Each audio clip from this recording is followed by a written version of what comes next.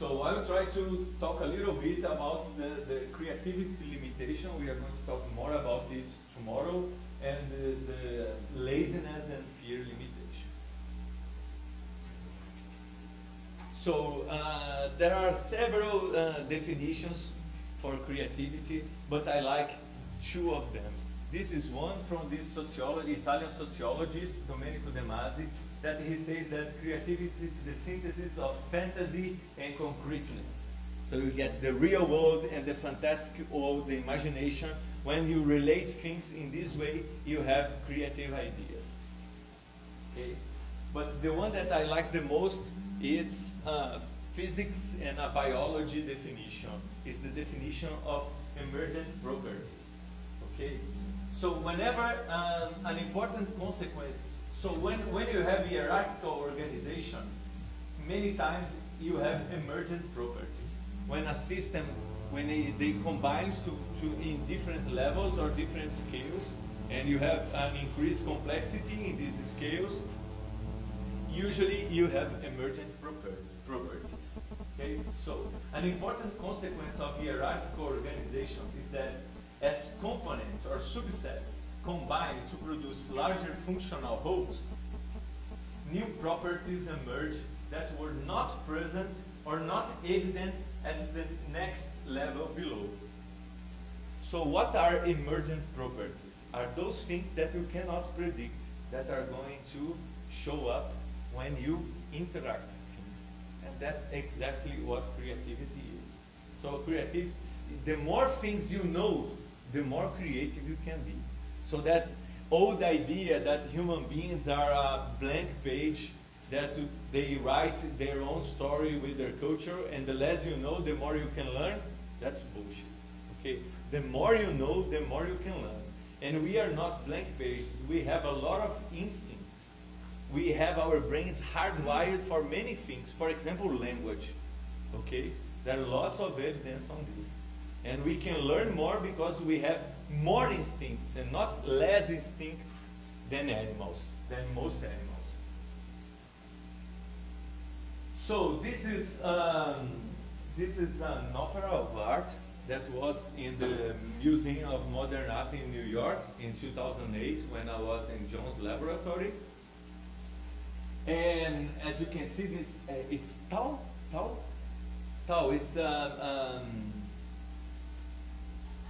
It's cotton, remains of cotton, okay? That on the floor with some mirrors placed somewhere. I don't remember who was the artist, and this is pretty much my point. Okay, this is not. I don't know if this is creative, but if it is, it's not very much creative because I don't even remember the name of the artist. Okay, so in the same museum, you have another different opera of art, and also very difficult to understand, okay, which is the guitar of Pablo Picasso. And it is there for about 100 years, maybe a little less, but I'm sure that in 300 years, this painting will still be there in a highlight place. And that one, no one will remember. So what is the difference between a good idea and a bad idea?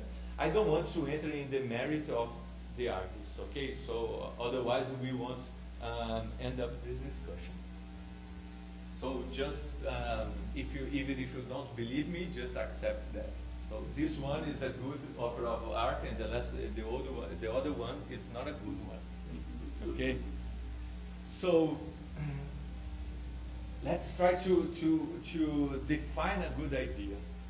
So Richard Feynman was an American physicist that won the Nobel Prize, helped on the Manhattan Project, and he has also a very interesting book called You Are Surely Joking, Mr. Feynman. It's a kind of his biography, and there in this book he says, every good idea must first undergo a careful intellectual scrutiny before being put to test experimentally. Okay, so this is, for example, the case of the perpetual machine. perpetual machines, they were taught during the Industrial Revolution, okay? Because most machines were powered with steam. So what were the idea? Okay, you are producing heat to generate pressure to move a machine that on the other hand produces more heat. So why can't you use the heat produced by the machine to fuel the machine again, generating a perpetual motion, okay? And the second law of thermodynamics proved that it was impossible. So if anyone comes to you today proposing a perpetual machine engine, and believe me, there are lots of people that still proposing this kind of machines, you shouldn't even take it into consideration. Oh, I have this very good idea for a perpetual motion machine. No, it's not a good idea because it contradicts the second law of thermodynamics.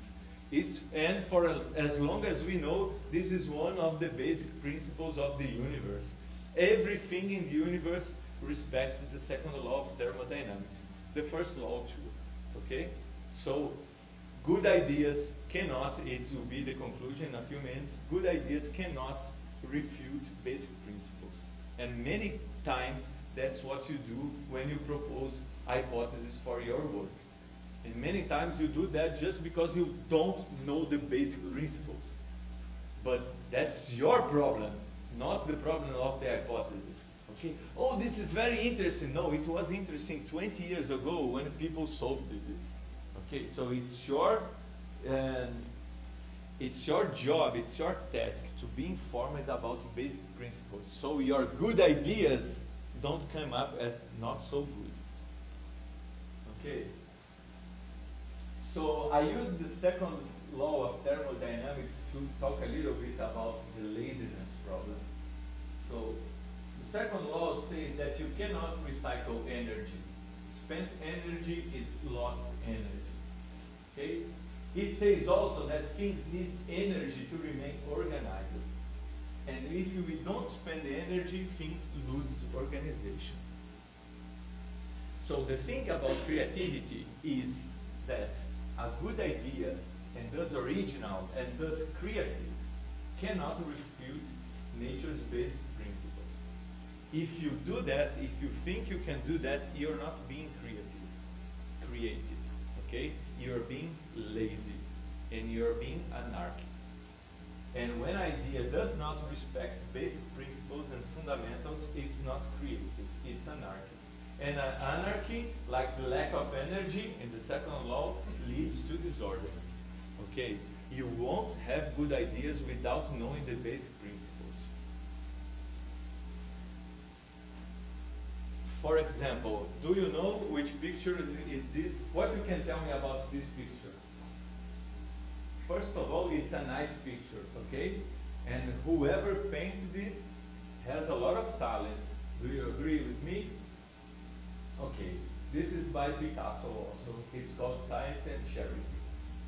So it is not the kind of paint that Picasso is famous for, okay? But it shows that he's very talented. It's from 1901. But this one is a little bit more famous. So I'm going to show you 8 pictures that are, those are the studies, the drafts for the bull, the famous bull of Picasso. Okay, so I got an image that was that could be related to the first of the drafts.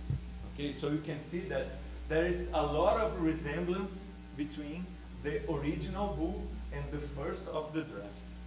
And again, you see always a very strong resemblance between the next and the previous draft. So, of course, there is a resemblance between this one and the previous. Okay, pay attention again. Of course, resemblance between those two. Resemblance between this and the previous, and these two, and this one. And in the end, this is the last. This is the final bull of Picasso.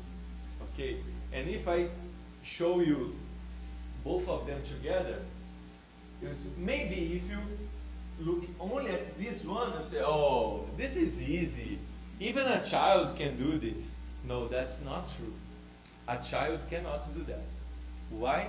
Because you must dominate the technique very well to create something new. If you don't have the basic principles, the basic tools, you will never come up with something like this. And to prove that, he showed us the whole path that he took to create something that could be abstract. But even if it's abstract, you have no doubt at all that this is a book, okay? And this is something creative. This is something innovative. This is not a result of laziness. This is not a result of fear.